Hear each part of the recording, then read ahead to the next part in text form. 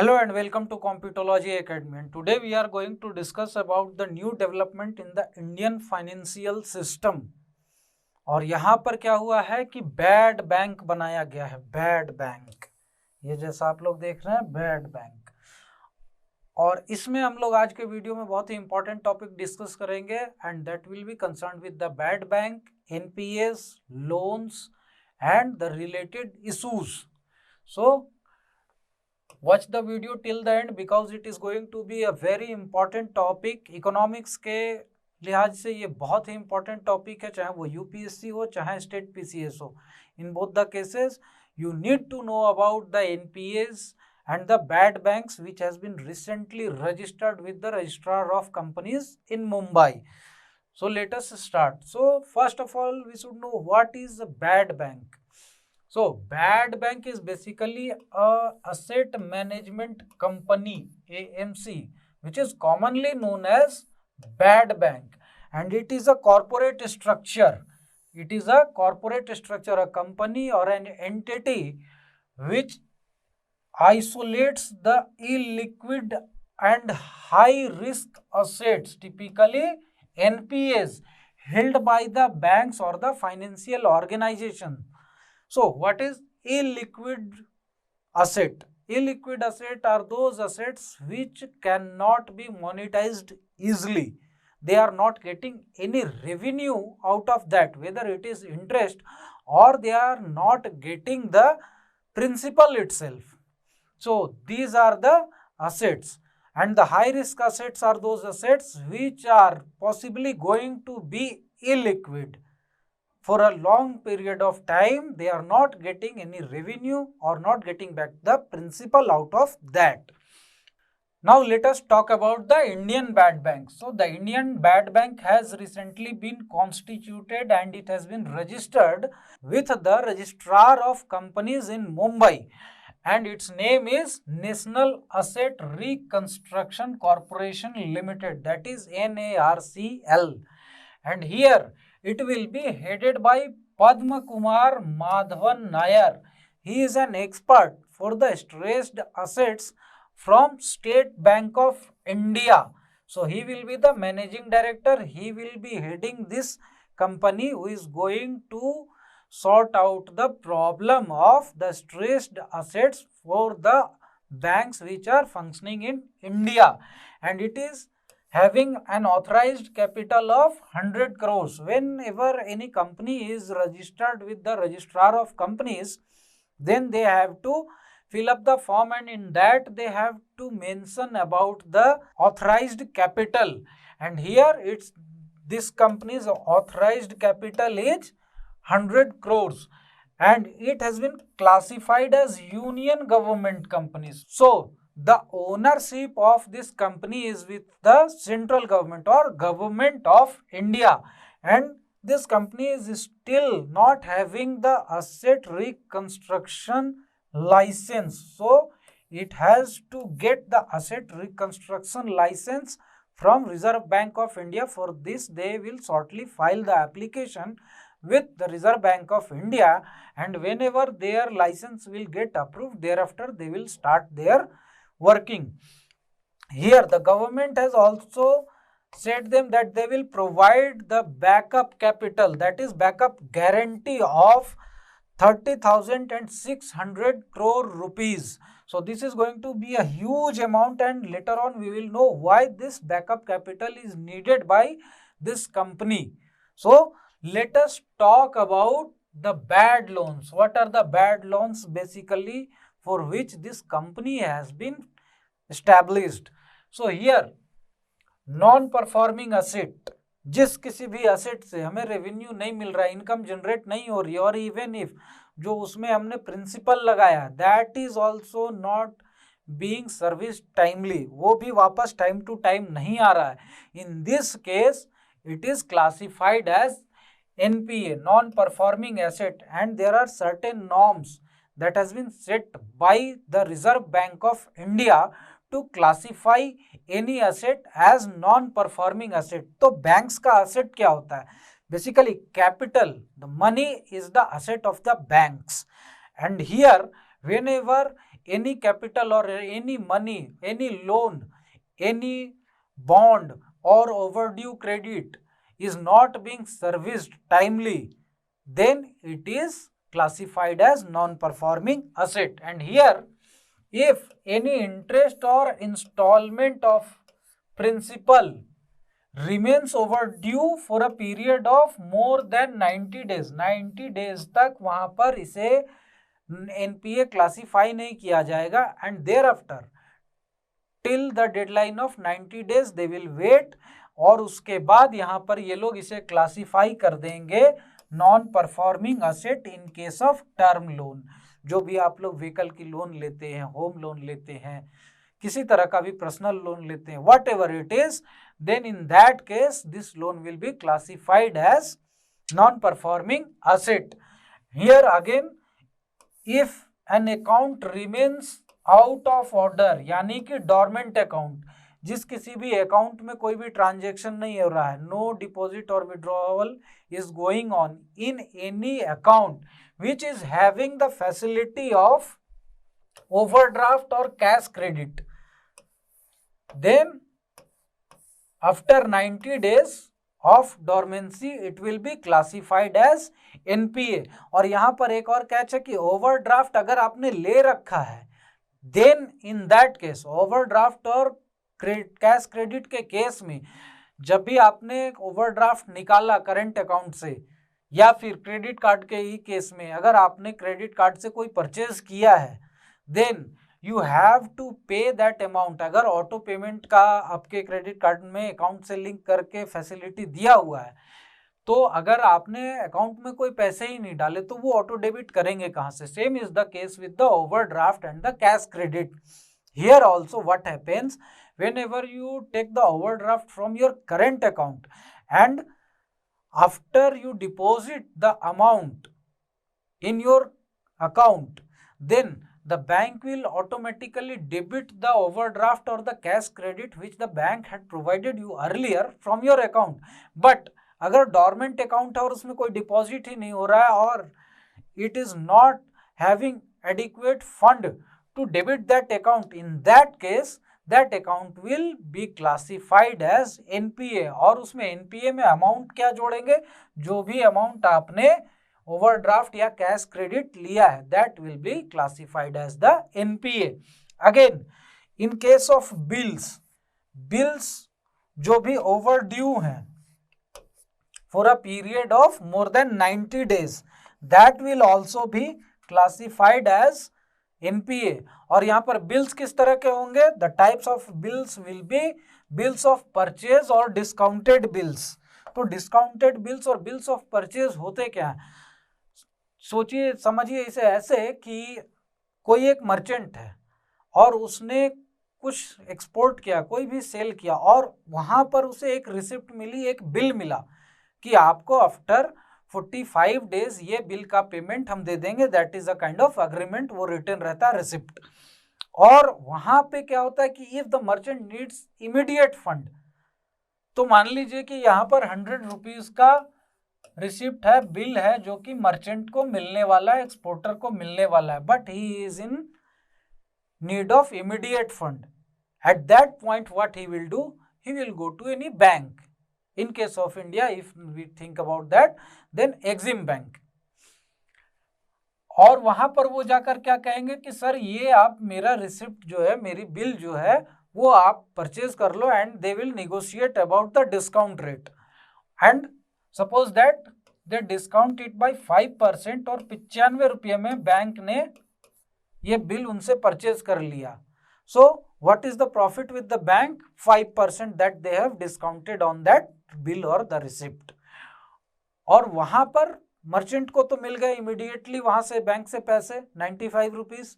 Now the bank will wait till the date that bill is going to be paid, और bill pay dates भी mention रहते हैं कि आपको कब तक कितने दिन में पेमेंट मिलेगी, 45 days, 80 days, whatever it is.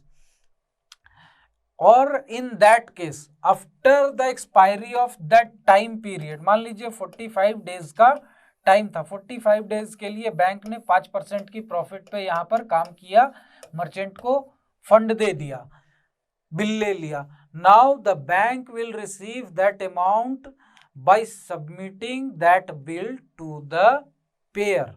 और उसके बाद यहां पर क्या होगा कि अगर ये 45 डेज के एक्सपायरी के बाद plus even if after 90 days यहां पर इस बिल का पेमेंट जो भी पेई है उससे नहीं मिलता है,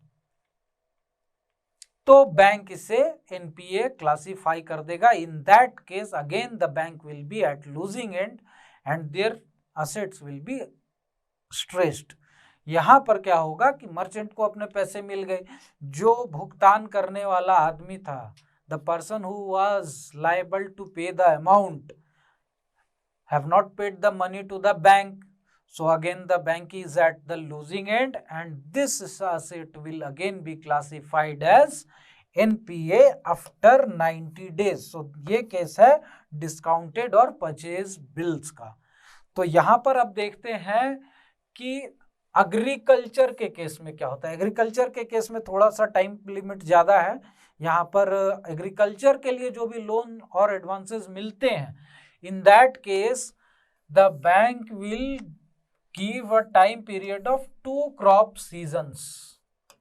यानी कि अगर कोई पर्सन खरीफ क्रॉप कर रहा है तो खरीफ क्रॉप का एक सीजन, इस सीजन के लिए उन्होंने लोन लिया for the current year that is 2021-22 के लिए। And in this case what will happen, the bank will advance the loan and they will wait till the year 2024-25। 22 से 23 हो गया, 23 से 24 हो गया, 24 में ये लोग इसे क्वालिफाई कर देंगे 24-25 के फाइनेंशियल ईयर में as an NPA in case if there is no payment of their loans और advances. And in case of tier 1 banks, यानी कि टीयर 1 सिटीज में जो भी अर्बन कोऑपरेटिव बैंक्स हैं, the UCBs, in their case they are not having that much of asset to make their assets stressed assets, they are not having that much of organizational structure, they are not having that much of skill and expertise to recover the loans from the people who have borrowed the money from them। so in this case the RBI has provided them some relaxation। यहाँ पर 2009 में ये जो norms बने थे हमने देखा अभी, these norms were formulated in 2004 but after an application from the UCBs, the urban cooperative banks, in 2009 this relaxation was provided to these UCBs। और इस UCBs को रिलैक्सेशन प्रोवाइड करने के क्रम में टीयर 1 के सारे बैंक्स को ये फैसिलिटी मिल गई that the deadline, the time period for classifying any asset as non performing asset, कोई भी लोन को, कोई भी एडवांसेस को, कोई भी बिल्स को एनपीए में क्लासिफाई करने के लिए they will have the time period of 180 days. So this is the situation with the UCBs. Now what is the matter of concern, आखिर ये जरूरत क्यों पड़ी एक बैड बैंक बनाने की, जहां पर कि सारे स्ट्रेस्ड असेट्स को एक जगह कलेक्ट करके एक जगह पार्क किया जाएगा and all the banks will clear their books and now they will start a fresh lending process.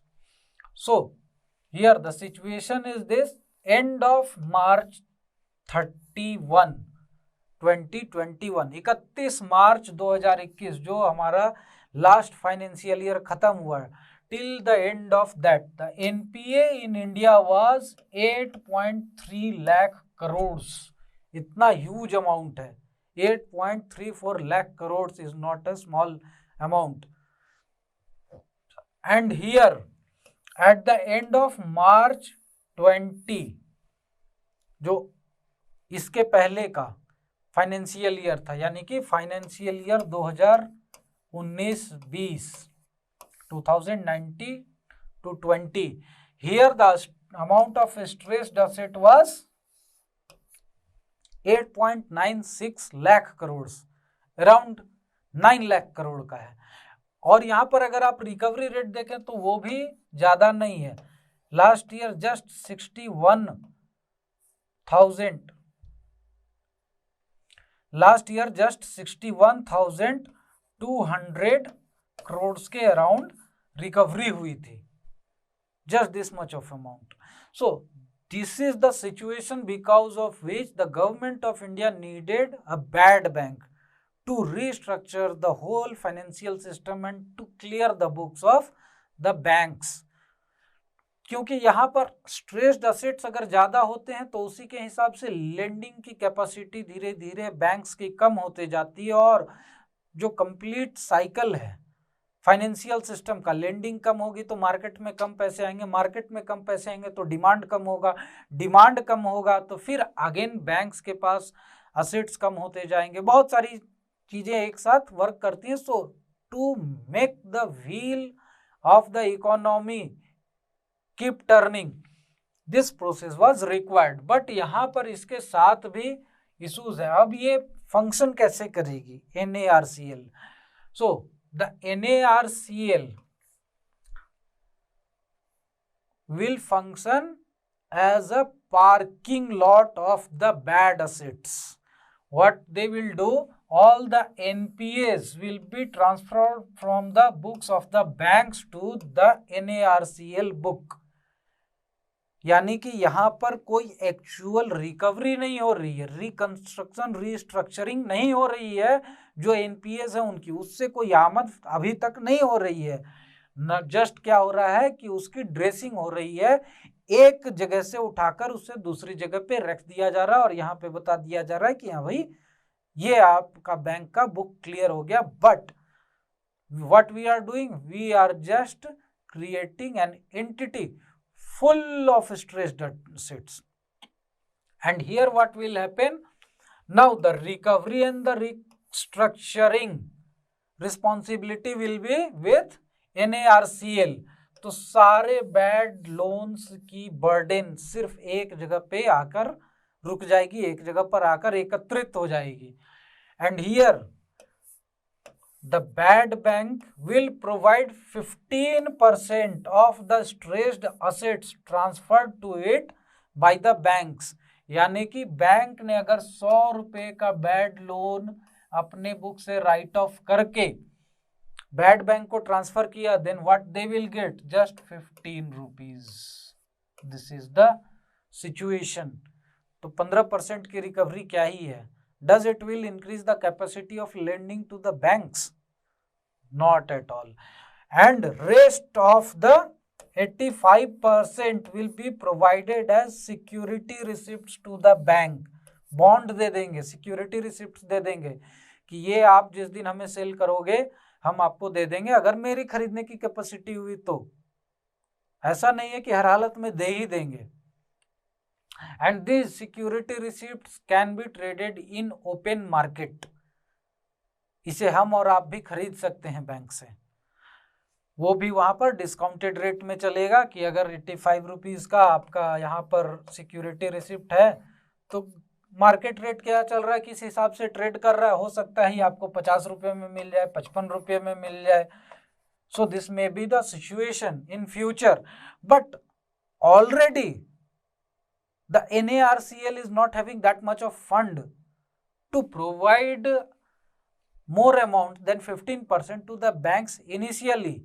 They are providing the security receipts, and when they will make the recovery, when they will able to liquidate that asset, and when they will be able to repurchase these securities and bonds, when they will be able to pay off these amounts, 85% is not a small amount.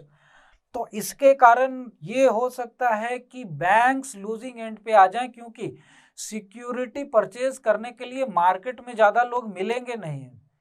Very few peoples are going to gamble on this, and in this case what will happen, the bank will use huge amount of money and this will not enhance their lending capacity. Capital crunch वैसे का वैसा ही रह जाएगा।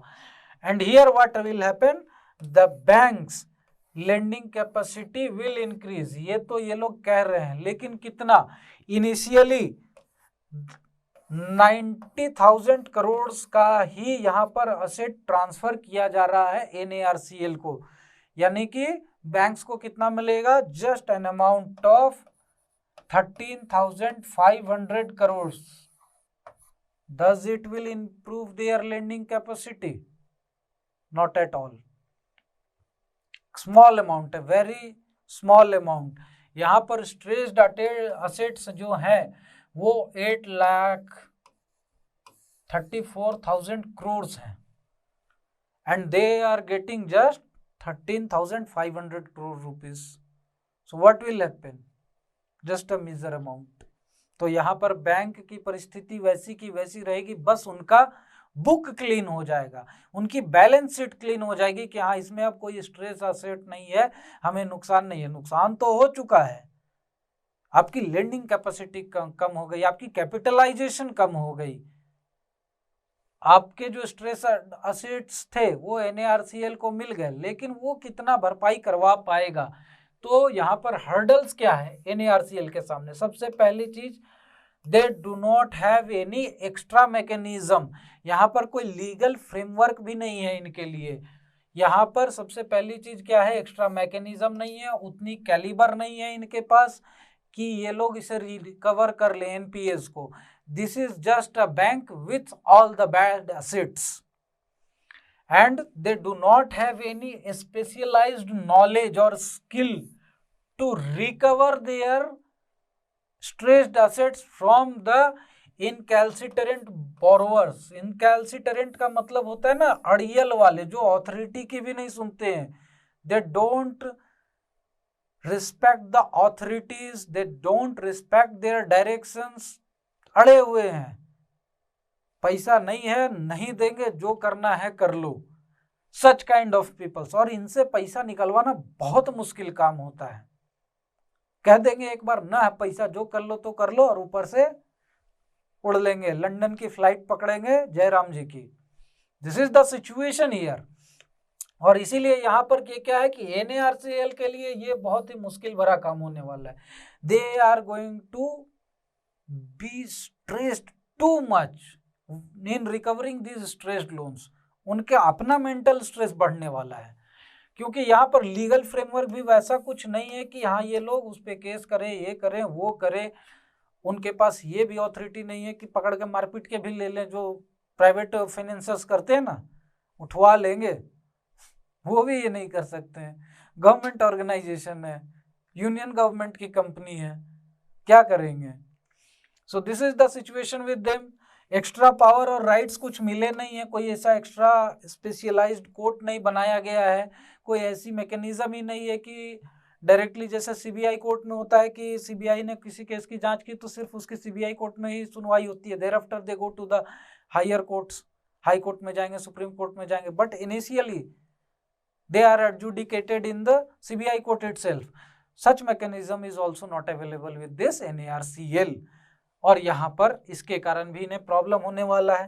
And last but not the list, they don't have the knowledge about the borrower.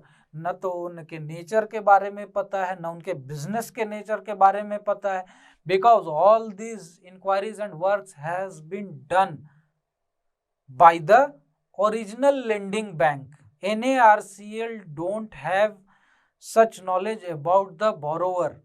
तो वो भी ये भी नहीं जानते हैं कि इसे कितना प्रेशराइज किया जा सकता है, कितने पैसे इससे निकलवाए जा सकते हैं, किस नेचर का ये पर्सन है, किस तरह से इसे हैंडल करना है, साइकोलॉजिकली कैसे हैंडल करना है, लीगली कैसे हैंडल करना है. All these things are not known to the NARCL professionals. And because of this will be a Herculean task for them to recover the stressed assets from such borrowers. तो ये situation यहाँ पर बहुत मुश्किल होने वाली है. और जैसा कि हमने कहा कि 85% की यहाँ पर सिक्योरिटी दी जाएगी, बॉन्ड्स और सिक्योरिटीज मिलेगी. इसी के लिए यहाँ पर गवर्नमेंट ने 30,600 करोड़ का ये जो अश्योरेंस दिया है, अश्योर्ड अमाउंट है, वो सिर्फ इसी के लिए है कि जो भी बॉन्ड्स एंड सिक्योरिटीज यहाँ पर मार्केट में आएगी, अगर उसे कोई परचेज करने वाला नहीं मिलता, if the holder of such securities and bonds doesn't find any purchaser, in that case what will happen, the government will purchase these securities, but still securities खरीद तो लेंगे। रेट का इशू सबसे बड़ा चीज है। 85% का उसका वैल्यू रहेगा, मान लीजिए 85 रुपीज का, then how much they will get, that is the biggest problem in the market. तो यहाँ पर अब देखना ये है कि किस तरह से ये फंक्शन करता है NARCL और द बैड बैंक, जो कि कॉमनली हम लोग जानते हैं, और कितने ज़्यादा ये असेट्स रिकवर कर सकते हैं, कितने असेट्स यहाँ पर बैंक्स को, बैंकिंग सिस्टम को मिल पाएंगे जिससे कि उनकी लेंडिंग कैपेसिटी बढ़े। तो अब देखना ये है कि इसमें गवर्नमेंट अगर लीगल फ्रेमवर्क भी साथ में प्रोवाइड कर दे, if they provide them legal authority also, then it will be very good for the bad bank. Directly उन्हें प्रोसिक्यूट करेंगे, डायरेक्टली उनके ऊपर मुकदमे चलेंगे, उनका अरेस्ट होगा, उनके एसेट्स अटैच किए जाएंगे, then it will be a very good situation for the bad bank to recover the loans. Otherwise they are going to face very problematic situation. And last but not the least, the students who are going to prepare for the JPSC mains exam, who have already appeared in the PT exam, or who want to prepare for the PT as well as the mains exam, they can join our courses. Online courses are available here, offline courses are also available here. In both the courses the seats are getting filled very fast. So those who are going to appear in the JPSC exam in English medium, this course is going to be very helpful for them. They will get the personal mentoring, they will get the test series, they will get the notes also, and they will get the guidance also. So this is a complete package to improve their performance in the JPSC mains exam, and the courses are going to start on 7th of October. The seats are getting filled very fast. So if you want to take these courses, get registered as soon as possible. Thank you very much, and do subscribe our channel and press the bell icon to get informed whenever we upload new informative videos for the courses. The website link is provided in the description below, and you can also follow us on our social media channels to get informed about our new events, new courses, etc. Thank you very much and have a nice day.